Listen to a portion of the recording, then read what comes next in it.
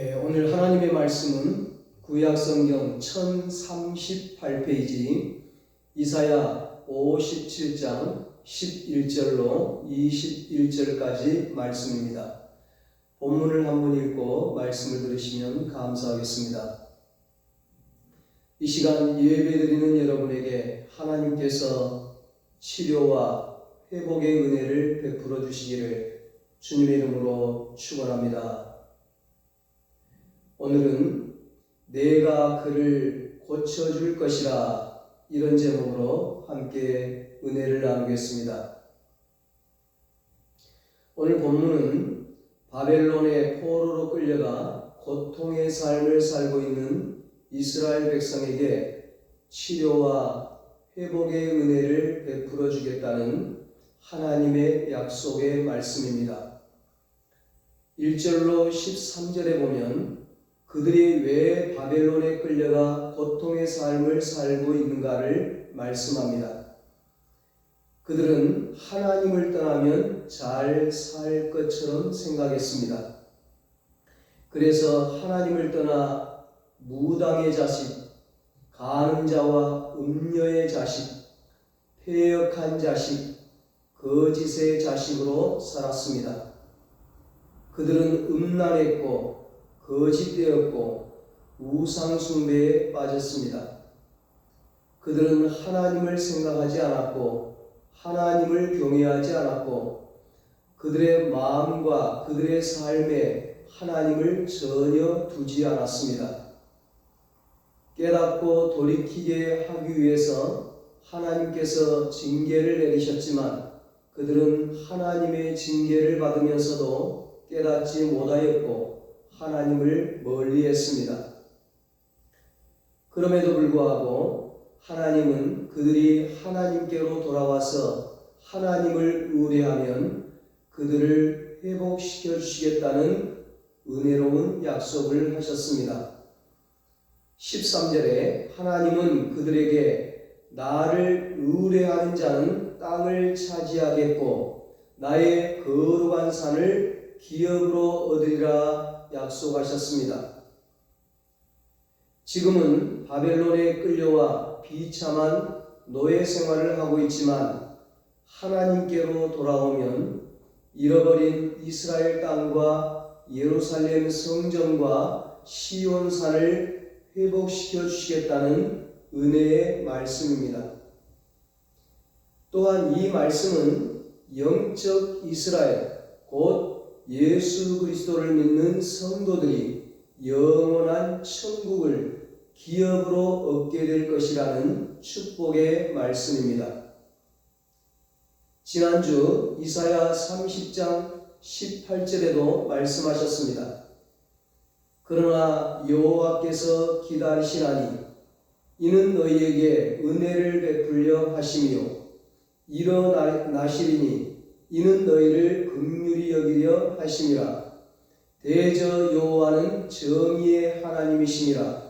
그가 그를 기다리는 자마다 복이 있도다. 아멘. 하나님은 오랫동안 잠잠하셨습니다. 그리고 오래 기다리셨습니다. 그리고 마침내 은혜와 긍휼을 베푸시려고 일어나셨습니다. 비록 하나님을 배반하고 떠난 이스라엘 백성이었지만 하나님을 의뢰하고 돌아올 때 하나님은 그들을 내치지 않고 따뜻하게 받아주시고 그들에게 영원한 기업을 허락하여 주시고 그들을 회복시켜 주시겠다고 약속하셨습니다. 어떻게 회복시켜 주십니까? 14절입니다. 그가 말하기를 도두어 길을 수축하여 내 백성의 길에서 거치는 것을 제하여 버리라 하리라. 하나님은 그들을 사랑하셔서 많은 민족 가운데 그들을 택해 주셨습니다. 그들을 하나님의 자녀로 하나님의 백성으로 삼아 주셨습니다. 그러나 그들은 하나님을 멀리했습니다. 하나님을 배신하고 떠났습니다. 하나님을 떠난 그들의 심령은 피폐해지고 그들의 삶은 파괴되었습니다. 하나님은 하나님을 떠난 이스라엘 백성들을 회복시키시고 소생시켜 주시려고 하나님께 돌아오라고 말씀하셨습니다. 하나님은 도두어 길을 수축하여 내 백성의 길에서 거치는 것을 제하여 버리라고 말씀하셨습니다.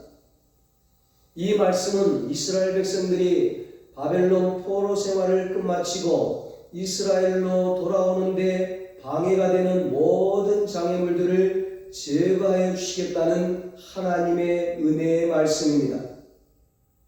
하나님께로 돌아오는데 방해되는 장애물을 없애주시겠다는 말씀입니다. 신앙생활에 방해되는 모든 장애물들을 제거하여 주시겠다는 말씀입니다. 그렇게 하나님께로 나아가는 길에 방해되는 모든 장애물을 제거해 주시고 어떻게 하신다고 말씀합니까? 15절입니다. 지극히 존귀하며 영원히 가하시며 거룩하다 이름하는 이가 이와 같이 말씀하시되 내가 높고 거룩한 곳에 있으며 또한 통회하고 마음이 겸손한 자와 함께 있나니 이는 겸손한 자의 영을 소생시키며 통회하는 자의 마음을 소생시키려 함이라. 아멘. 모든 장애물을 제거해 주실 뿐만 아니라 다시 소생시켜 주신다고 말씀합니다. 소생은 살려준다는 말입니다. 잃었던 의식을 회복한다. 큰 병을 치르고 난 후 몸이 회복된다. 죽었던 생명을 살린다는 뜻입니다. 오랫동안 비가 오지 않아 가뭄으로 인해 말라 죽어가던 초목이 단비가 와서 하릇하릇 다시 생기를 얻는 것, 그것이 소생입니다. 소생은 부활입니다. 다시 사는 것입니다. 예수님이 오셔서 사망 권세를 이기시고 부활하심으로 우리의 생명을 다시 살려주시는 것입니다. 부활의 영이신 성령님이 오셔서 우리 삶의 모든 것을 회복시켜 주시고 다시 살려주시는 것입니다. 성령의 역사로 우리의 심령이 다시 살고 믿음이 다시 살고 건강이 다시 살고 경제가 다시 살고 가정이 다시 살고 교회가 다시 살고 나라가 다시 사는 것입니다. 성령님은 살리는 영입니다. 성령이 임하면 모든 것이 살아납니다. 가물음의 마른 땅에 단비를 내리시듯 성령의 단비를 부어 새 생명 주옵소서. 단비를 부어주셔서 소생시켜주시는 성령님의 은총이 이 시간 저와 여러분에게 충만하게 임하기를 축복합니다. 여러분, 하나님은 어떤 사람을 소생시켜 줍니까? 15절에 내가 통회하고 마음이 겸손한 자와 함께 있나니 이는 겸손한 자의 영을 소생시키며 통회하는 자의 마음을 소생시키려 함이라 말씀합니다. 하나님은 겸손한 자의 영을 소생시켜 주시며 통회하는 자의 마음을 소생시켜 주십니다. 겸손한 자, 통회하는 자가 누구입니까? 하나님께로 돌아온 자입니다. 누가 하나님께로 돌아옵니까? 겸손한 자입니다. 누가 예배 자리로 돌아옵니까? 겸손한 자입니다. 누가 기도의 자리로 돌아옵니까? 겸손한 자입니다. 누가 사명의 자리로 돌아옵니까? 겸손한 자입니다. 누가 하나님의 축복의 자리로 돌아옵니까? 겸손한 자, 통회하는 자입니다. 하나님은 겸손한 자를 좋아하십니다. 겸손한 자에게 은혜를 베푸십니다. 겸손히 통회하는 자에게 소생의 은혜를 베풀어 주십니다. 야고보서 4장 6절에 말씀합니다. 그러나 더 큰 은혜를 주시나니 그러므로 일렀으되 하나님이 교만한 자를 물리치시고 겸손한 자에게 은혜를 주신다 하였느니라. 잠언 3장 34절에 진실로 그는 거만한 자를 비웃으시며 겸손한 자에게 은혜를 베푸시나니 말씀합니다. 겸손히 하나님께 돌아와 엎드리면 하나님께서 긍휼히 여기시고 은혜를 베풀어 주십니다. 요엘서 2장 13절에 말씀합니다. 너희는 옷을 찢지 말고 마음을 찢고 너희 하나님 여호와께로 돌아올지어다. 그는 은혜로우시며 자비로우시며 노하기를 더디하시며 인애가 크시사 뜻을 돌이켜 재앙을 내리지 아니하시나니. 우리는 연약하기에 살면서 실수할 수 있고 죄를 범할 수 있습니다. 그런데 어떤 사람은 자신이 범한 실수와 죄에 대하여 전혀 무감각합니다. 그런 사람은 양심이 마비된 사람입니다. 그런데 어떤 사람은 자신이 범한 실수와 죄에 대하여 심각하게 고통을 느낍니다. 후회하며 마음 아파 회개합니다. 바로 이것이 겸손과 통회입니다. 우리는 옷을 찢지 말고 마음을 찢고 통회해야 합니다. 하나님 앞에 겸손히 엎드려야 합니다. 하나님께로 돌아와야 합니다. 하나님께로 돌아오면 하나님은 은혜로우시며 자비로우시며 노하기를 더디하시며 인애가 크셔서 뜻을 돌이켜 재앙을 내리지 않으신다고 약속하셨습니다. 16절입니다. 내가 영원히 다투지 아니하며 내가 끊임없이 노하지 아니할 것은 내가 지은 그의 영과 혼이 내 앞에서 피곤할까 함이라. 하나님은 하나님께로 돌아오는 백성들과 영원히 다투지 않습니다. 따지지 않습니다. 하나님은 그들에게 끊임없이 노하지 않습니다. 왜냐하면 그들의 영과 혼이 피곤해지는 것을 하나님은 원하지 않기 때문입니다. 하나님은 그들의 영과 혼이 피곤하여 완전히 망가지는 것을 원하지 않습니다. 그들의 영혼이 지옥 가는 것을 원하지 않습니다. 하나님은 우리들이 피곤한 삶을 사는 것을 원하지 않습니다. 하나님은 우리들이 궁핍하고 고달픈 삶을 사는 것을 원하지 않습니다. 하나님은 우리들이 연약한 상태로 사는 것을 원하지 않습니다. 하나님이 때로는 노하시고 채찍질하시고 심판하시지만 그러나 그것이 하나님의 본심이 아닙니다. 하나님은 우리가 잘 되기를 원하십니다. 우리가 건강하기를 원하십니다. 우리가 부유하기를 원하십니다. 우리가 행복하기를 원하십니다. 그러므로 어서 속히 회개하고 하나님께로 돌아오라는 것입니다. 이사야 42장 3절에 하나님은 상한 갈대를 꺾지 아니하며 꺼져가는 등불을 끄지 아니하신다고 말씀하셨습니다. 그렇습니다. 하나님은 상한 갈대를 꺾지 않습니다.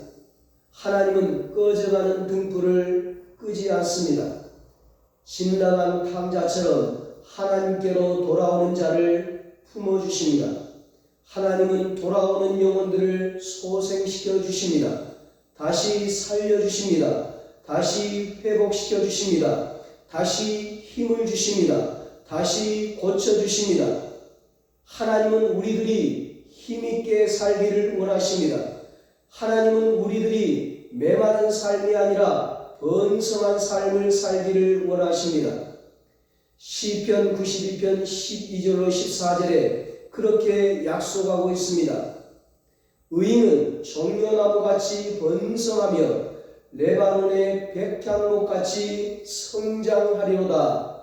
이는 여호와의 집에 심겨졌으며 우리 하나님의 뜰 안에서 번성하리로다. 그는 늙어도 여전히 결실하며 진액이 풍족하고 빛이 청청하니.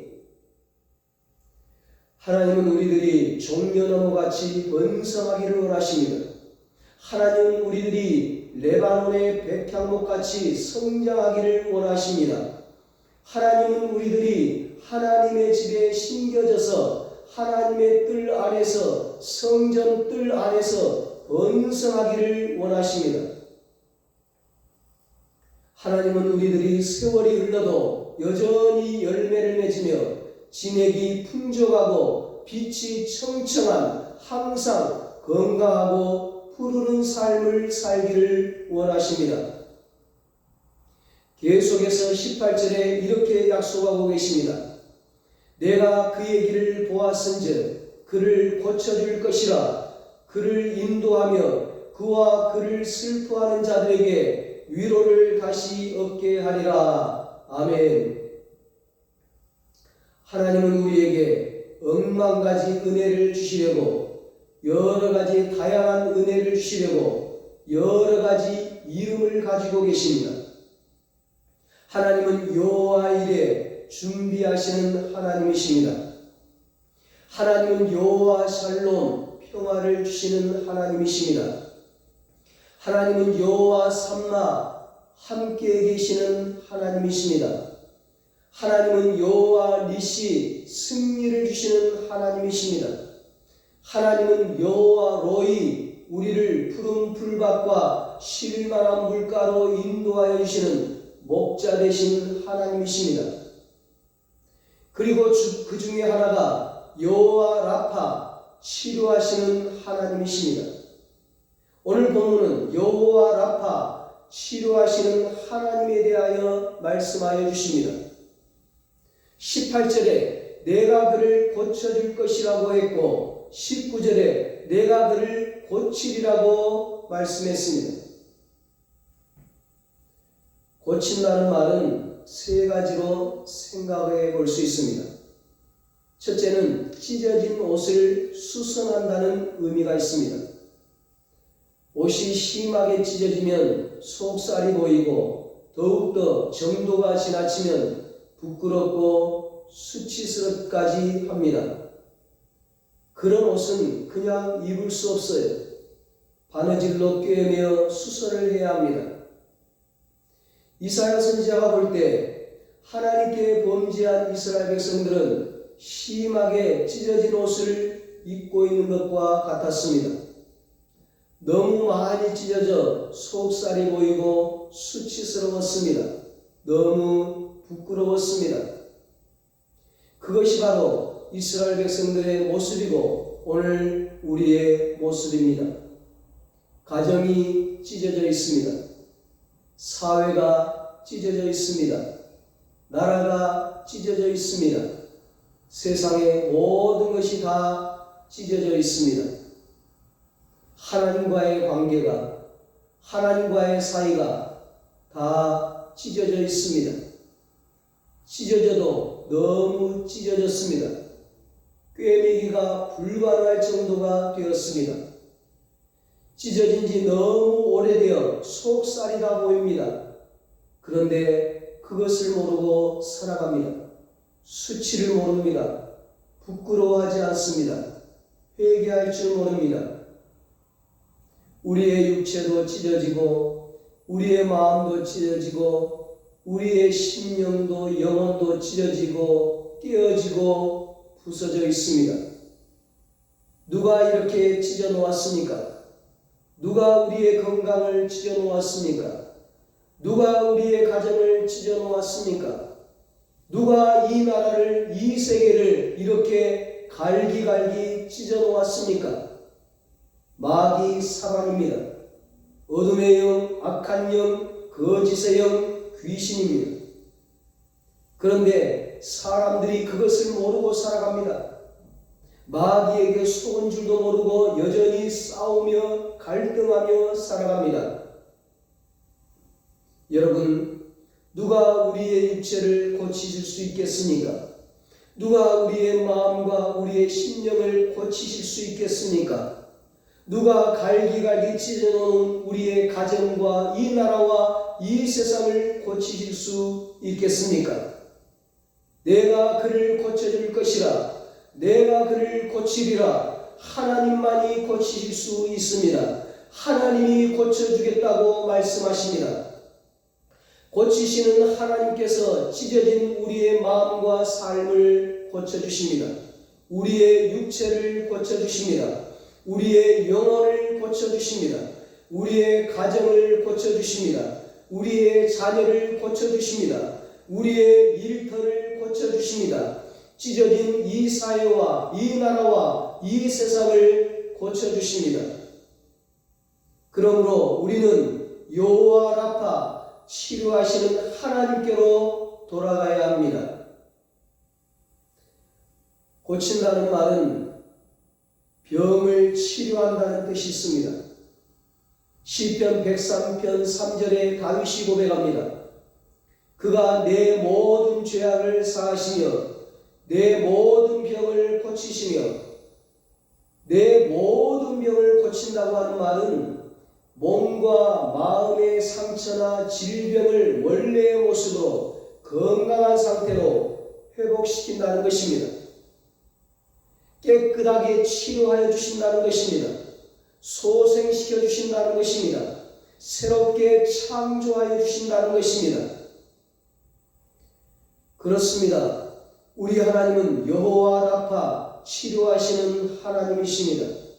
고치시는 하나님이십니다. 우리가 하나님께로 돌아가면, 믿음으로 하나님께 나아가면, 겸손히 하나님께 무릎 꿇으면, 간절히 부르짖어 기도하면 하나님께서 우리의 마음의 상처와 육신의 질병을 깨끗하게 치료해 주시는 것입니다. 회복시켜 주십니다. 이 시간 하나님의 치료의 은혜가 우리 가운데 임하기를 축복합니다. 예수의 이름으로 모든 병마가 떠나가고 모든 질병이 치료되고 원래 건강한 상태로 소생하고 회복되기를 축복합니다. 고친다는 말은 건물을 보수한다는 뜻이 있습니다.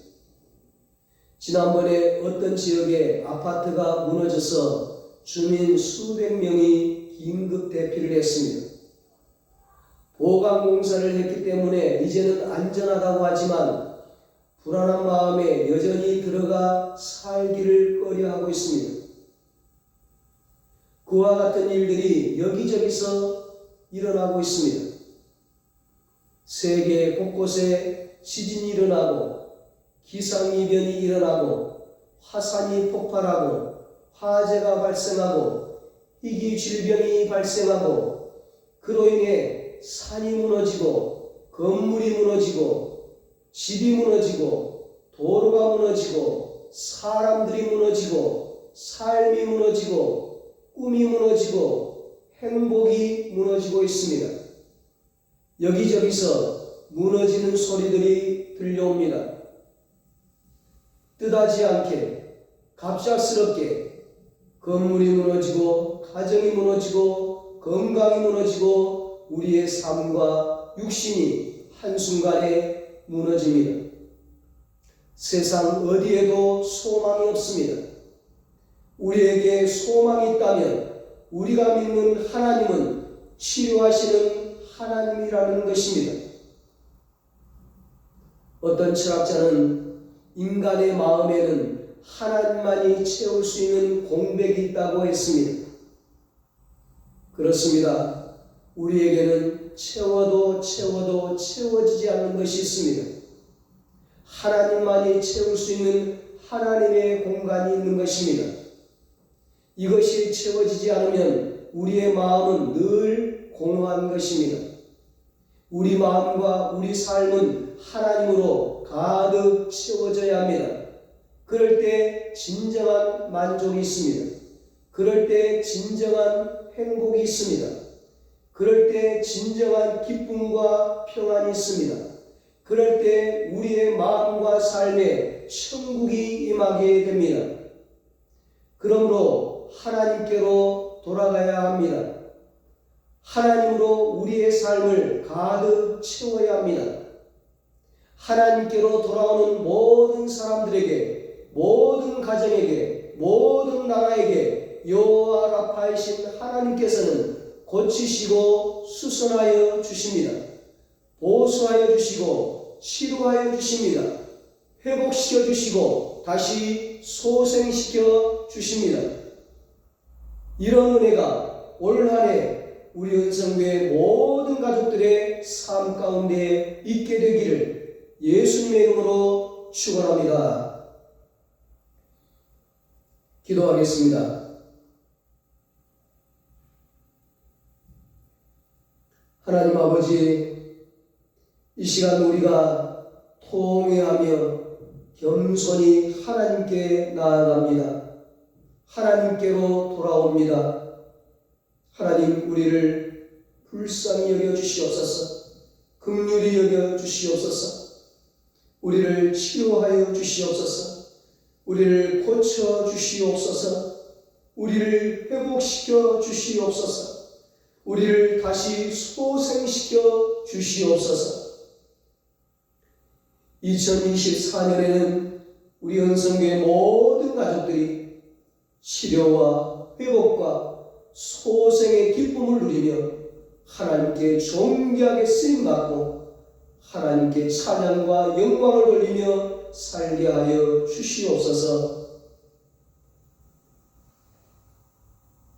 이제는 우리 주 예수 그리스도의 무한하신 은혜와 하나님 아버지의 사랑하심과 성령님의 위로하시고 교통하시고 영원토록 함께 하시는 은혜가 하나님께로 돌아와 치료하여 주시고 회복시켜 주시고 다시 소생시켜 주시는 하나님의 축복을 누리기로 다짐하는 사랑하는 모든 성도들과 저들의 가정과 자녀들과 사업과 직장 위에 이 나라 이 민족 위에 이제로부터 영원토록 함께 있을지어다.